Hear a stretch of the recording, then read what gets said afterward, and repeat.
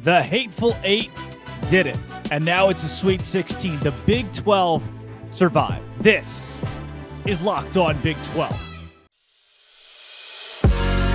You are Locked On Big 12, your daily podcast on the Big 12 Conference, part of the Locked On Podcast Network, your team every day. Happy Monday, everybody. Welcome into Locked On Big 12. I'm Drake Toll from ESPN Central Texas, the former host of Locked On Baylor, now transitioning into this role. When I tell you I'm excited, boy, I'm doubly excited because of the health of the Big 12 right now. There is no time like the present to unpack the best conference in college athletics. I said it, and I think it goes so deep when you look at basketball. There's nobody close. What the SEC is to football, the Big 12 is to basketball, if not even more dramatic. And that list goes on. The Big 12 has somehow in the last 2 years gone from a team that so many people thought would die. They cast it off to the wayside, and now it is the strongest conference in college athletics. It has 16 teams that want to be here, and that's where I'm going to start. How wild is this?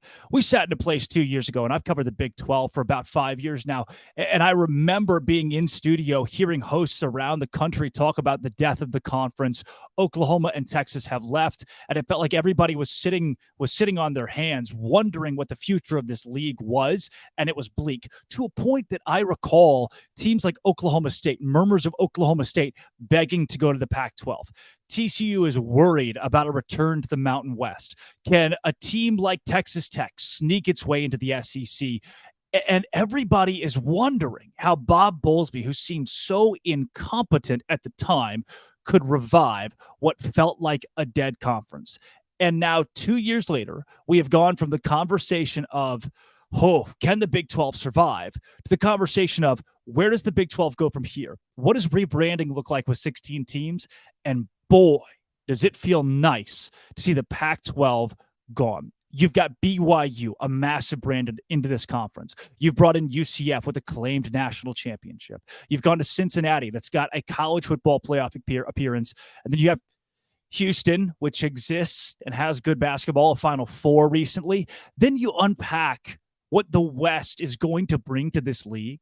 You have a national conference, effectively a coast-to-coast league, and the addition of Colorado brings you Deion Sanders. The addition of Arizona State brings you the little brother of Arizona. The addition of Arizona brings you a rich history in Olympic sports, brings you a rich history in basketball as well, and the addition of Colorado gives you Deion Sanders.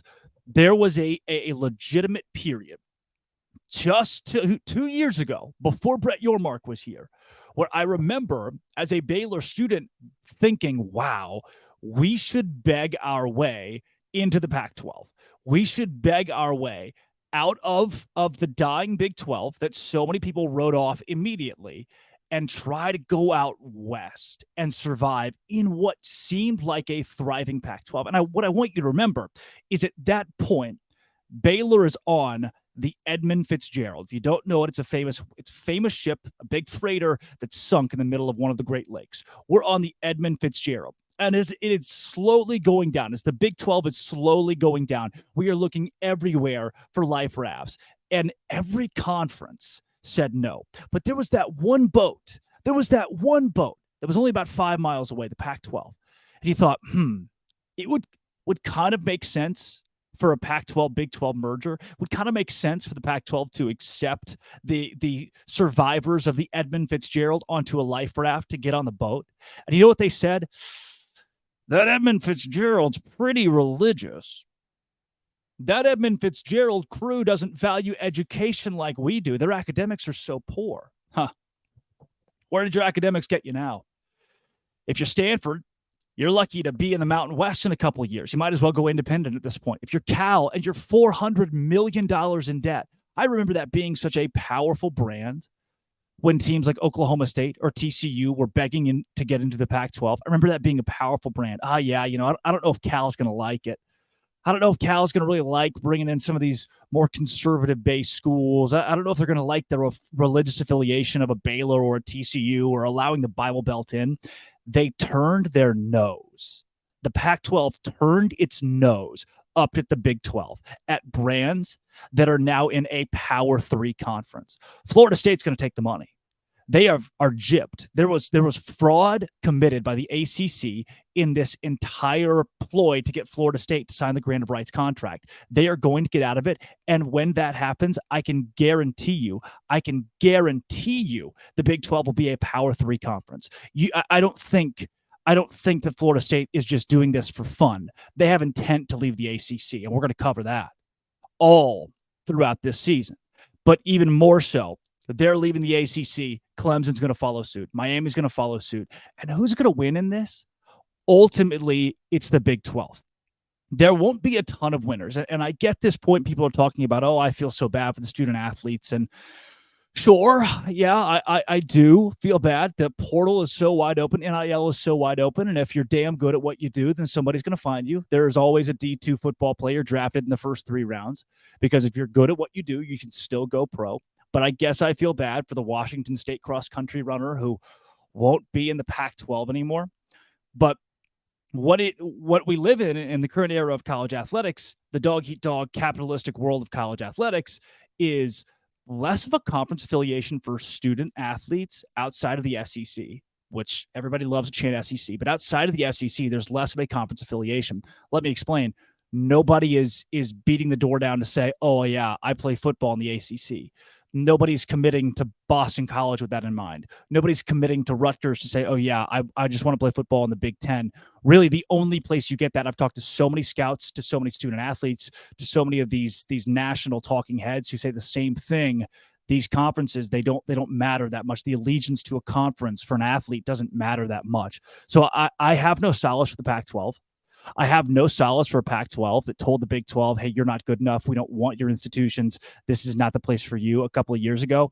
I am in no place to forgive. I'm in no place to forgive. When Oregon State comes banging on the door of the Big 12, look, we're Noah's Ark, buddy, and we got more than 2x2. We got like 4x4 in this piece. The Ark is doubly full. And Noah, call me sacrilegious, Brett Yormark, is not letting you in. And all these people are eulogizing it. They're eulogizing the Pac-12. Nobody was crying over the Big 12 2 years ago when it was falling apart. Nobody cried over the Southwest Conference in 1995. It's just what happens. It is just what happens in college athletics. So, oh no, I know you, great big Pac-12 fan, or you're going to miss seeing Arizona play Cal. That was your childhood. Sorry. Welcome to the way the world goes around. Old Yeller died. I can't give you much more than that. Old Yeller died. We can't bring him back. Things end. This is what happens in business. And college athletics, people are just now learning. Has always been a business. Players can go to the transfer portal whenever they want. Schools can too. Coaches who make $5 million can go wherever they want. Schools can too. And if it makes financial sense, bring it on. It made financial sense for the 4 new teams: Colorado, Arizona, Arizona State, and Utah. Let's rank them. Yeah, let's put together a ranking of those 4 teams right here on Locked On Big 12, part of the Locked On Podcast Network. It is your team every day. Buddy, when I tell you I am excited about LinkedIn Talent Solutions. You know why? Because the Pac-12 is going to have to hire somebody. The Pac-12 is going to have to do something here to keep the league alive, keep their 4 teams alive. You know what they need to do? Hire a new commissioner. You know where they can go? LinkedIn Talent Solutions. Brother, I've been needing to hire an intern the last couple of weeks. You know, I'm taking over this Locked On Big 12 thing. I've been doing the Locked On Baylor. I'm at ESPN Central Texas. I've needed some help. So I went to LinkedIn Talent Solutions, and that's where the Pac-12 should go to. You got to be 100%. You're getting the right fit. And I did. I got a hell of an intern because of LinkedIn Talent Solutions. Go to the purple hashtag hiring frame. You put in your LinkedIn profile and you spread the word that you're hiring. There are simple tools, screening questions, make it easy to focus on candidates with just the right skill set, the right experience, and you can prioritize who you want to interview and hire. Small businesses currently rank LinkedIn #1 in delivering quality hires versus leading competitors. LinkedIn Jobs helps you find the candidates that you want to talk to. If you need somebody for your business, if you need some help, if you need some PR help to exposure, anything, advertising, sales, LinkedIn Talent Solutions. Go to linkedin.com/lockedoncollege. You can post your job for free at linkedin.com/lockedoncollege. Keep in mind the terms and conditions, they do apply. All right, let's rank them. Arizona, Arizona State, Utah, and Colorado. What is the biggest brand coming in? I don't want to go there. What's the best football team coming in? I don't know if I want to go there, but I want to give you 1 to 4 where I think these teams are going to be slotted. Where these athletic departments are going to be slotted. Number 4 is the little brother of the pack. It's Arizona State, and there has been so much buffoonery. This team had an opportunity out of the Pac-12 to openly embrace the Big 12, to pull a Colorado and say, hey, we're first. We want to come out. They could have overtaken Arizona. They could have overtaken the flagship institution and said, hey, whoa, we want to go to the Big 12. We don't care what Arizona does. We want to go to the Big 12. Instead, it was Arizona that was leading the way and the little brother, Arizona State, that was holding things up. Basketball, not elite. Football, you just fired Hall of Famer Herm Edwards. He couldn't win there. Baseball, softball, usually good. Congratulations. You got Bobby Hurley, man. And your athletic director, your president, everybody at Arizona State has just looked silly in the last week. Do you want to be here? We've thrown you a life raft. And you know what you did? We gave you know what we did, Arizona State? We gave you a life raft and you popped it. Somehow or another, you didn't freeze in the water. You popped the life raft, and somehow or another, we're still saving your butt. They're number 4. At number 3, give me Arizona. I like them, but I got bad news. And I'm happy that everybody's here. I am happy everybody's here, but I got bad news. Arizona and Arizona State have combined for 1 apiece, New Year's Six Bowls. Arizona State have been to 1 New Year's Six Bowl apiece. I went to Baylor from 2019 to 2023. 2 New Year's Six Bowls for the Baylor Bears in my 4 years in college. 2 in the history of these athletic departments. Arizona football is just not that historic. A lot of holiday bowls, a lot of Sun Bowls. That's great.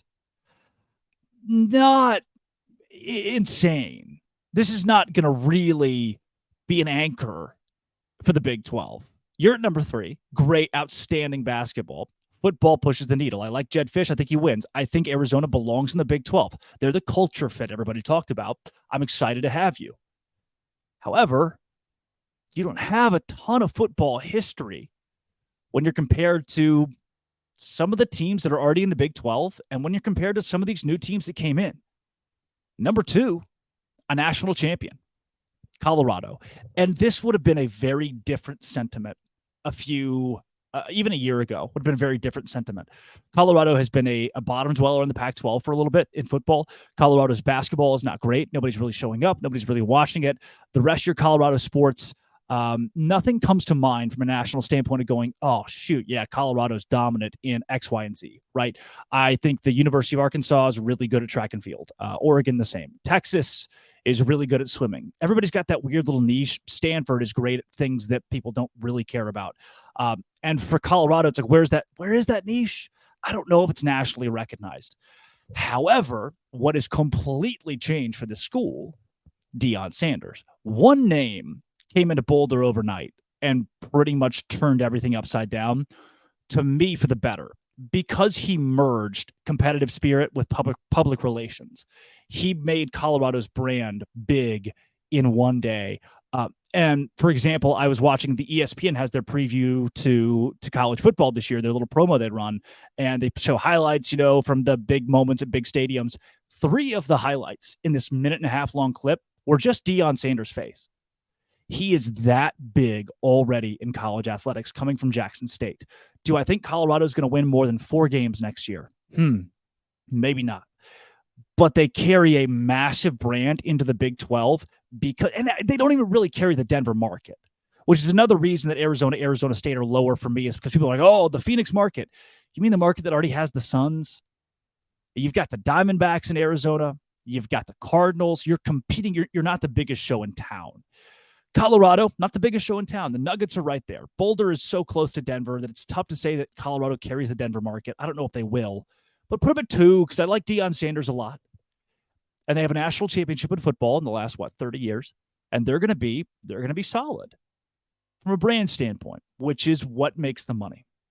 And the number one, and brother, it's a reluctant number one, but it has to be Utah. They are the number one team coming into the new Big 12. And I'm telling you, it's reluctant because their fans have been so insufferable. It's the same deal. The Big 12 cast out a lifeboat for Utah, and Utah saw that BYU was driving the lifeboat and said, not getting in it. The Titanic is actively sinking. They're actively sinking, and we are giving Utah a lifeboat. And they said no for so long, and their fans were so insufferable about it. A year ago, would have been pumped to have Utah in the Big 12, but they seemed so anti-Big 12. They seem to want to pick a fight with everybody. UCF, the most aggressive Twitter fan base, has somehow in this whole deal looked pretty good because Utah stole their spot. Brother, what? Look, I like this whole Big 12 thing, this Locked On Big 12 thing. I'm going to host it for a while. But I'm going to need Utah fans to kind of get over the hump here. We're excited to have you. You're going to have to be excited to be here. You're going to have to willingly get into the lifeboat and be okay that BYU is in this conference. Damn good football. They are. Won a Rose Bowl. They go to New Year's Six Bowls. They are the best football team in the Pac-12, even with UCLA and USC there. Despite those brands not being great, Utah was good. Whittingham is good. Utah is objectively the number one team coming into the conference out of these 4. I really believe that because they've done so. What have you done for me lately? A lot. And your fan base has ticked me off. It's ticked a lot of us off, but gosh dang it, you win. I'm happy to have you, Utah.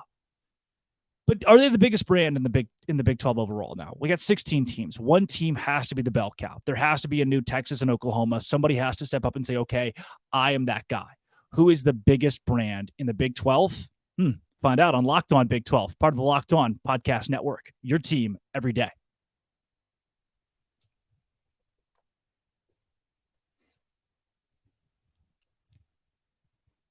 Oh, well, if we break down all 16 of these teams, there are some huge, huge logos, right? Texas Tech is West Texas.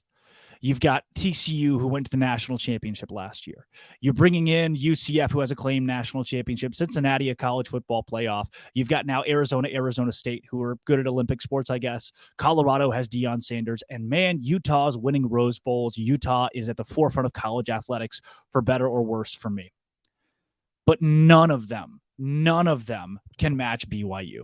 BYU is the biggest brand in the Big 12. Out of these 16 teams, they're one of the newbies. BYU's only been in the Big 12 for like a month and 5 days, but they are already the biggest brand in this league. Baylor's been to a couple Sugar Bowls the last few years and been very competitive in them. And again, I mentioned a team like Oklahoma State, who's won a Fiesta Bowl and been on the cusp of college football playoff. There are some really good schools in here. But it's BYU, man. Even after a disappointing year in football last year, even after losing to Utah for 9 straight years from 2010 to 2019, BYU still has somehow, they've lost Utah a lot in their history, but BYU has still somehow not relinquished the title of the flagship school of Utah. Utah is in Salt Lake City, is in the premier city. Utah is apex, right? It should be. It is the state's called Utah. The school is called Utah. Typically a good sign of you being the most dominant school in your state. But it is Louisiana syndrome. What's the biggest show in Louisiana? It's not the Saints. It is not the Pelicans. It is the Louisiana State, the LSU Tigers. And they're not. There's a whole Louisiana. There's a whole school called Louisiana. It's Louisiana syndrome. For Utah, they're called Utah, but BYU, Brigham Young University, which is it's the most, I would say, religious school of the Power Five. What do we call that now? It's the most religious school in that bunch and has the most rabid fan base, the most rabidly kind fan base, the most passionate group of fans in America. BYU puts on a great show at LaVell Edwards Stadium. BYU has a fan base that stretches across the world. If BYU played a game in Charleston, South Carolina, it would be filled with BYU fans. If they did the same thing in Chicago, filled with BYU fans, it's like a service academy. Wherever Army and Navy go, there are plenty of people who are in the Army, plenty of people who are in the Navy who show up to that game. No matter who they're playing, they show up on the road. BYU's the same way. They will pack out your stadium. And then just when you think, I want to hate them, I want to hate BYU, they're the nicest people in the world. You can't hate them. No matter how hard you try. I don't know how Utah does it. You can't hate them. Look, Utah's great. Utah's been winning a lot of games, more games than BYU. But the way that this BYU fan base is spread so far and wide, the way they carry the BYU brand, the way that they make BYU the flagship school in a state that already has a Utah is unbelievable. I love Kalani Sitake, and I love what BYU stands for, and I truly believe that institution is going to thrive in the new Big 12 in more than just football because of a commitment, the same that Baylor has, a commitment to something deeper than just athletics. That keeps BYU as one of the more prominent. And you look at it too, if anybody go out there and just tweet, I love BYU, and see the way that the fan base wraps its arms around you. When people latch on to BYU, they're not a rabid fan base that's going to eat you alive. They're a rabidly kind group of people who will welcome you into the fold. And I don't think there's another brand like that in the Big 12. Moreover, what they do, along with Utah, is keep one of the top 10 rivalries in college athletics in this conference. The Big 12 is strapped for rivalries. There is not another top 15, top 20 rivalry in this league. It's BYU, Utah, and then maybe Baylor and TCU. Nobody cares about Kansas State. I don't think they care. What else? Arizona State. Nobody really cares about that. Rivalry week comes around. There's the Auburn, Alabama. Weeks before that, there's Texas, Oklahoma. You're talking about some major games: Army, Navy, Michigan, Ohio State. Those major games don't feature the Big 12, except for Utah, BYU. It's something that I would name a top 15 rivalry in college football. The fact that those two brands are in it make them prominent brands in the Big 12. You need rivalries. You need entertainment value to put butts in seats. BYU is a big part of that. Can they keep it competitive? They didn't for a while. They lost 9 straight. So please don't do that again. But you're the biggest brand here. How would you steward it? Will you lose and suck at football, or will you surprise people this next year? I don't know. What I do know is that I'm happy to be here, man. I've covered the Big 12 for 5 years. I've been with Locked On for a year and a half. Love this company. And I'm just blessed to be here. I'm just happy to be with this show, repping the Big 12. So I'm going to get along with a lot of you. Some of you are going to hate me. I get it. Some of these fan bases have just been so cocky early on, and I don't know if we're always going to get along, but man, I sure am going to be passionate about it. I love the Big 12. I love this opportunity. And come back tomorrow, because we got a whole lot of expansion stuff going on. Oh, man, who's next? If Florida State goes down, will the Big 12 go to 18, 20? What happens to Oregon State, Washington State? So much to talk about on Locked On. Thank you for making it your first listen every single day. Hit subscribe. Big 12.